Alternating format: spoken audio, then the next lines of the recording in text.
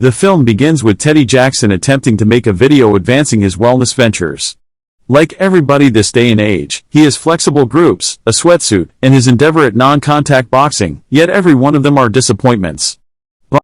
Somewhere in the desert, a professional killer referred to just as the Man from Toronto shows up at a lodge to question a suspect. Toronto prepares to cut into the suspect with a hot blade, yet the man becomes scared and immediately surrenders the data he needs.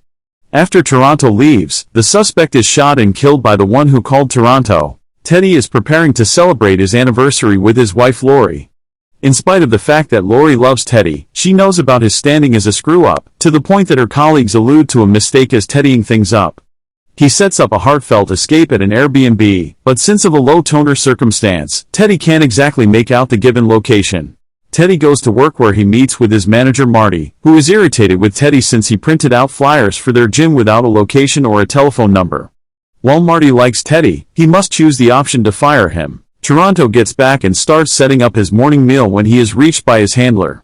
In spite of the fact that Toronto simply needs to relax, the controller lets him know that the following agreement he has arranged is valued at $2 million.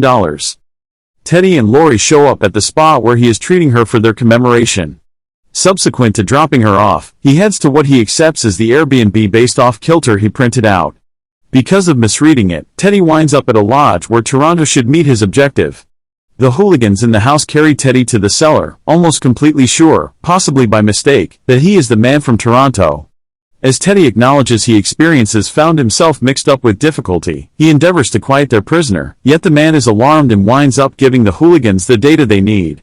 Minutes after the fact, a glimmer explosive is dropped into the cellar, and FBI specialists storm the house, catching every one of the men, including Teddy. Teddy is grilled by two specialists, who recognize that he is undoubtedly not the Man from Toronto, but rather the specialists need the Man from Toronto to assist them with capturing previous Venezuelan Colonel Sebastian Marin. He endeavored to organize an upset the earlier year to oust the public authority yet was come by U.S. insight.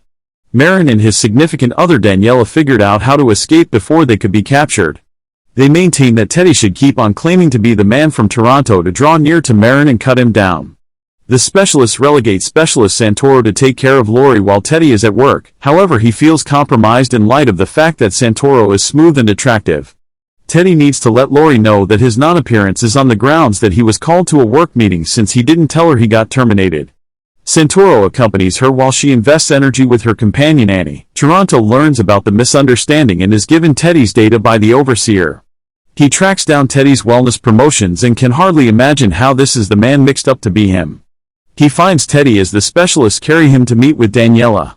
Rather than meeting Marin, Daniela has her men take Teddy with them to an overhang. Toronto compels one of the specialists at gunpoint to follow them. Teddy winds up on a plane making a beeline for Puerto Rico. Toronto penetrates the plane midair and uncovers himself as the man they were searching for, however they actually accept Teddy as the genuine professional killer. Toronto then shows what him can do by killing Marin's men and saving Teddy after the two of them almost drop out of the plane. They land, barely, in a field and begin advancing out by walking after the plane detonates. The overseer contacts Toronto and chastens him for not killing Teddy since they don't leave observers alive. Toronto tells Teddy they need to find somebody named Mr. Green and carry him to Marin since Marin has proactively seen Teddy's photograph, accepting he is Toronto. On a fairway, one more professional killer known as the Man from Miami makes an appearance to beat his client with a golf club.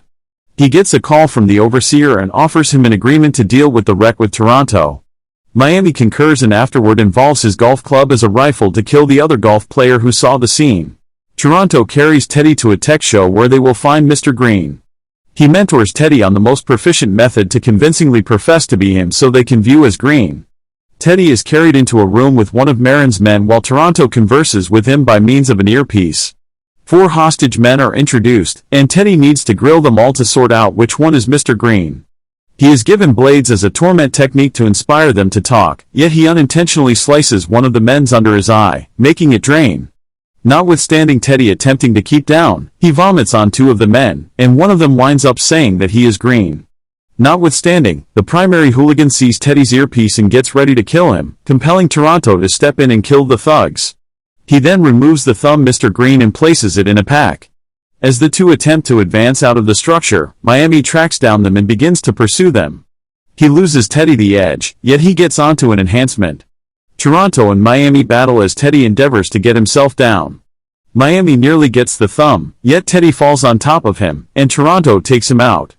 Toronto then contacts the overseer for a report on the circumstance.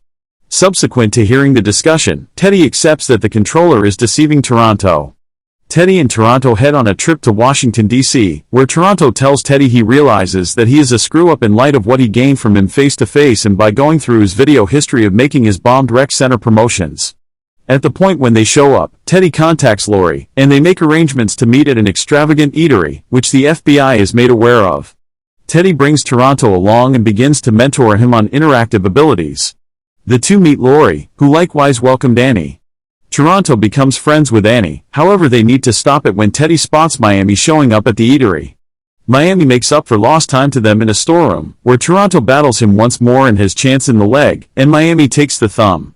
Teddy and Toronto continue to move and take a cop vehicle to make up for lost time to Miami since he and the controller will meet with Marin. En route to Marin's lodging, Teddy gets some information about a task in Minnesota that continues to be raised. Toronto makes sense of that he should kill a man who owed betting obligations to some unacceptable individuals, yet he halted himself when he saw the man's child. Toronto later thought twice about it on the grounds that the man proceeded to commit a frenzy. He says that when he gets done with this task, he needs to open up his own cafe and not kill any longer. At the hotel, Marin and Daniela meet with the overseer in Miami. They find that the thumb that Miami took to set off a bomb that will kill the Venezuelan president doesn't work, as Mr. Green was really the principal hooligan that did the cross-examination. Teddy appears and acts like Toronto, despite the fact that the controller attempts to persuade Marin that it's not him. The FBI appear and capture Marin and Daniela, yet the overseer and Miami escape. Toronto winds up taking the installment that the controller would have gathered. Teddy rushed back home to attempt to track down Lori, however he just finds the house vacant.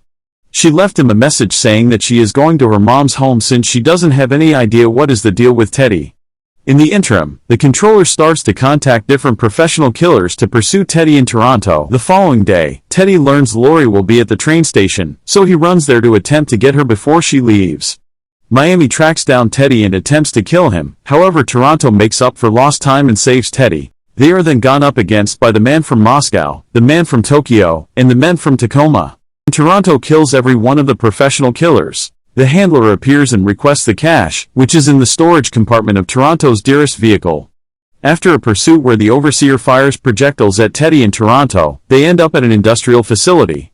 The overseer corners the two at gunpoint, however Teddy maneuvers a switch and drops the handler into an extremely hot tank where she consumes to death. Toronto permits Teddy to take his vehicle to make up for lost time to Lori. Teddy makes it and apologizes to Lori for keeping things from her, and they accommodate. And afterward Toronto's vehicle gets furrowed by a train since Teddy left it on the tracks, making all the cash fly away. And afterward Teddy gets handled by the police. After 1 year, Teddy and Lori are anticipating a child. Toronto has opened his cafe and is dating Annie. Teddy's no-contact boxing rec center business has taken off, however Toronto still wants to kill Teddy for annihilating his vehicle.